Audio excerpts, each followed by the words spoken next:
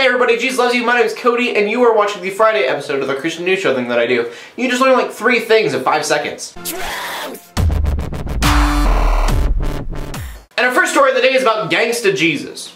Or at least that's how the rap artist named the game pictures him in his new album cover. The album has Jesus, he's wearing like a red bandana, a gold chain, there's marijuana leaves all around him. It's weird. The album is titled Jesus Peace, and the game's idea behind the album is that you can still be Christian without living a Christian life. As I'm reading the article, I'm trying to defend him a little bit. I'm like, smoking weed. Well, if it's not illegal in your town and you're not like a slave to it, that's okay. And then drinking, I'm like, well, as long as it's not something you're becoming a slave to, I mean, if that's not the basis of your life, I mean, drinking's legal as long as you do it in moderation, you're being smart about it. And again, if it's not running your life, it's okay. And then it's like strip clubs, and I'm like, yeah, that's pretty outright not what Jesus would do. And then I listened to one of his songs, it's called Celebration, on the album, and it's very much that he is still a slave to these things. He thinks Jesus is a cool idea, but he is not following Christ. As I'm reading the article, I started to think of 2 Corinthians 5:17.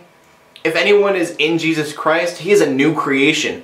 The old is gone and the new has come. And that verse is an amazing verse of freedom. You no longer have to be a slave to the things that you desired before because you have something new. You have Jesus. Or when you see the game, you see this man who's like, yeah, Jesus is cool, but I'm not going to give up what I have. I'm not going to follow him. I'm going to keep living the life that I live. So it's a very highly controversial album because everyone's mad about how it portrays Christianity. I just hope that the game realizes how much of a slave he is to the things that he does, and he finds that freedom. Also, if you're not a Christian, I'm really sorry if you didn't get any of that, because you probably didn't. I know I didn't when I wasn't a Christian, but it is a huge freedom when you find Jesus and you follow him, which, again, isn't going to make much sense to you unless you're following Jesus. Not to get too preachy with you, but when you have what we call worldly desires, when those desires are fulfilled, you want more of them and they're never truly fulfilled. Whereas when you find Jesus and you want Jesus and you desire that, you're content with where you are. Sorry, I know for some that probably didn't make any sense, so we can move on. Also in the news, prayers out to the family of Jessica Ridgeway, who lost their daughter in a terrible murder. And I know it might sound strange, but also prayers out to Austin Sigg's family, who just realized that they have a family member who is a cold murderer. Jessica Ridgeway was abducted a couple weeks ago. She was then strangled, and they found parts of her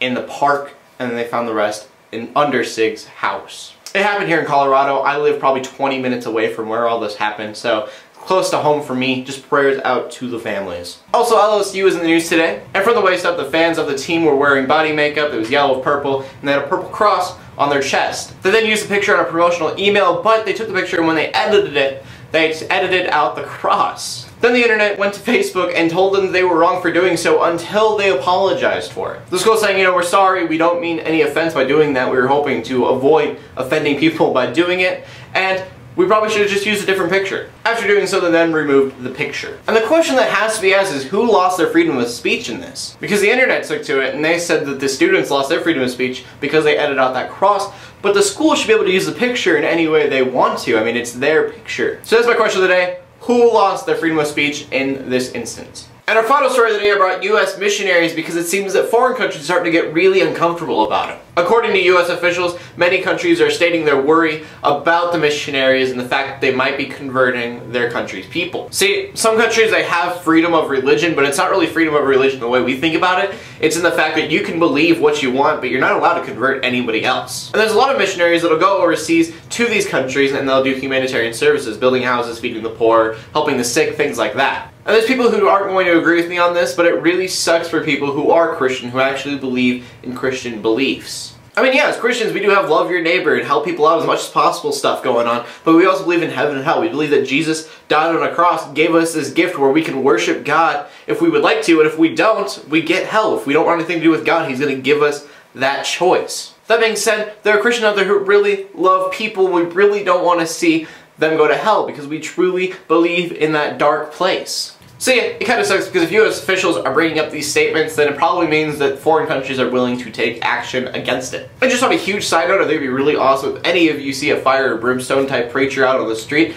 just simply ask him, why do you care? Because though there are people out there who are genuinely worried about your eternity, I think there's a lot of Christians out there who are just preaching to get attention. So it'd be really interesting to see what their answer would be to that. And remember, the question of the day goes back to the LSU students who lost their freedom of speech. The LSU students who had the crosses removed off of their picture in the bulletin, or is it the school who had to take down the picture because so many people got mad at them about it? As always, please leave a comment in the comment section below with your answer. Leave a video response if you want to. That's all that I found interesting in the news today. So in closing, let the haters hate, let the Christians pray, and to everybody, like and subscribe. I'll see you later, and God bless.